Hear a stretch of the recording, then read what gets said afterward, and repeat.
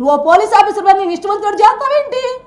ఒక్కగానో ఒక్క కొడుకు 23 ఏళ్ల కుర్రాడిని నువ్వు అతి దారుణంగా కొట్టి మూట కట్టి పక్కన మారేసి తెల్లారి తీసుకెళ్ళి నువ్వు దానం చేయటం నువ్వెవడవే? నీకేడు సంబంధం? నీకు నాకేమైనా సంబంధం ఉందా? నా పిల్లల్ని అంత దారుణం చేస్తావా? నాకు జరిగిన పరిస్థితి, నా బిడ్డకు జరిగిన పరిస్థితి ఎవరికి రాకూడదని నేను మీ అందరికీ దండం పెట్టి చెప్పుకుంటున్నా. నా పిల్లోడిని నాకు ఉంటే చూపించండి, లేకపోతే నాకు అంత ఇవ్వండి, మట్టన్నా ఇవ్వండి. పోనీ ఎక్కడ చేసాడో చెప్పండి, వెళ్ళిపోతాను నేను అక్కడికి. నేను వెళ్ళిపోతాను. నాకు ఈ కేసులు ఈ రాజకీయాలు నాకు నచ్చవు. మేము ఉంటే తిన్నాం, లేకపోతే బతికాం. మేము ఒక్క మాట మీదే బతికాం ఫస్ట్ నుంచి కూడా. మేము ఫస్ట్ నుంచి ఒక్క మాట మీదే బతికాం.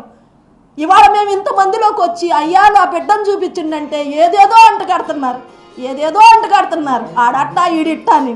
దయచేసి మీరు నాకు రాజకీయాలు పొలవద్దు, నా కొడుకు రాజకీయాలు పొలవద్దు అయ్యా, మీకు దయచేసి చెప్తున్నాను. మేము అలాంటి వాళ్ళం కాదు.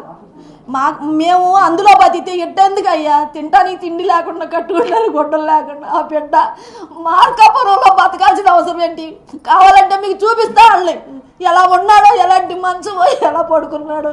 చచ్చిపోయినాడు కూడా మీద కూడా నిందలేసి మీరు ఇలా చేస్తున్నారంటే మీకు ఏమాత్రం ధర్మం ఉన్న అందరికీ కూడా చెప్తున్నా, ప్రజలందరికీ చెప్తున్నా, నా కొడుకు న్యాయం చేయండి. నా కొడుకు అలాంటి వాడు కాదు. చిన్నప్పుడు గొడవలు ఆడుకున్న ఎవడో ఉండడు. పెద్దోళ్ళ ఎద్దుల్లాగా ఉండి కాని తప్పులు చేసి డబ్బులు కమ్ముడిపోతున్నారు. సిగ్గు అనిపించట్లేదా?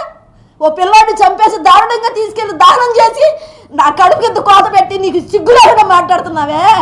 నాకు ఎంత బాధగా ఉంది.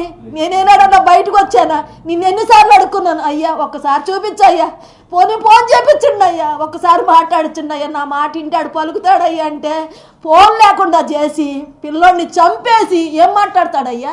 ఎవడిచ్చాడు వీడికి ధైర్యం? కాల్చేయమని, చంపేమని? నా కొడుకు నాకు కావాలి, తీసుకురండి.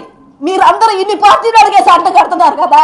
నా బిడ్డ దగ్గర రేత్రి పగల అన్నం ఎక్కక నీరసం వచ్చి పడిపోతున్నా. ఆ నీరసంలోనే నేను తిరిగా.